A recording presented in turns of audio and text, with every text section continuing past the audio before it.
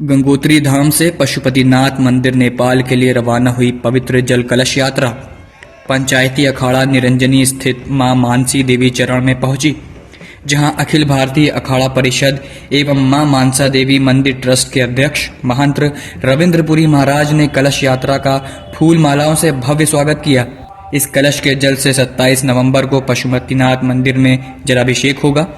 अखिल भारतीय अखाड़ा परिषद अध्यक्ष महंत रविंद्रपुरी महाराज ने कहा कि गंगा भारतीय संस्कृति व सनातन की पहचान है। गंगोत्री धाम से लाए जाने वाले पवित्र गंगा जल से नेपाल स्थित पशुपतिनाथ मंदिर में पूरे साल भगवान भोलेनाथ का अभिषेक किया जाता है। पूर्व काल से चली आ रही परंपरा है। उत्तराखंड और नेपाल का रोटी बेटी का जो रिश्ता है वो आज का नहीं है, युगों से है कि वहाँ की बेटी और उत्तराखंड में टिहरी महाराजा के यहाँ ब्याही जाती थी, तो तब से हम लोग ये कहते हैं कि ये रोटी बेटी का नाता है। रही बात गंगा कलश यात्रा की, ये गंगा कलश यात्रा बहुत युगों पुरानी है कि रावल जी गंगोत्री धाम से पैदल पहले जल लेके जाया करते थे, तिब्बत से होते हुए काठमांडू, और वहाँ के जो महाराजा 3 सरकार, फिर बाद में महाराजा 5 सरकार हुई, जो इसको स्वागत के लिए 30-40 किलोमीटर आ जाते थे बॉर्डर पे और फिर बिग्गी बना के वहाँ लेके जाते थे। किन्हीं कारणों से जो हमारे पास अंतिम रहा कि जो पूज्य रावल जी रहे, उन्होंने महाराजा टिहरी को जल पूछाया, उन्होंने नेपाल जाने में असमर्थता जताई, तो वो रिकॉर्ड आज भी हमारे पास मौजूद है। फिर उसके बाद ये यात्रा किन्हीं कारणों से बाधित हो गई थी।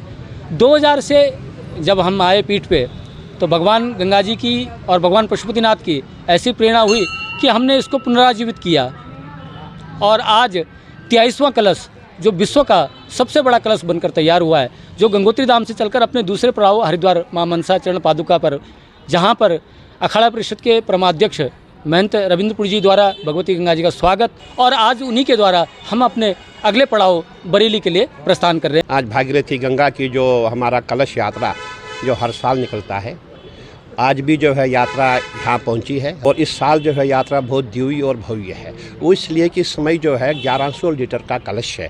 पिछली बार जब यात्रा हमारे महाराज श्री लेके चलते थे, तब हमारे पास छोटा सा एक कलश होता था, और महाराज श्री ने अपने प्रयास से बहुत बड़ा कलश बनाया है, जिसमें 1100 लीटर गंगा जी है।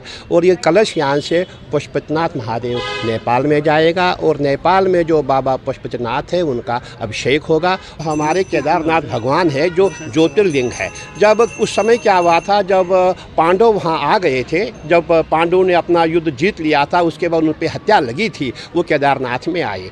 केदारनाथ बाबा ने उनको दर्शन देना उचित नहीं समझा। उसके बाद क्या होता है कि भगवान श्री कृष्ण ने उनको कहा कि भाई देखो, जो ये बाबा है, बाबा सांड के रूप में यहाँ निकलेगा, बैल के रूप में निकलेगा, तो अब इनको कैसे पहचाने, वहाँ कहीं बैल थे। तो उन्होंने कहा, भगवान ने कहा, भाई भीम तू ये काम कर ले, एक पाँव उस पहाड़ पे, एक पाँव इस पहाड़ पे रख ले, क्योंकि भगवान जो शंकर है वो तेरे नीचे से नहीं निकलेंगे, वो साइड से निकलेंगे, इसलिए उनको पकड़ लेना।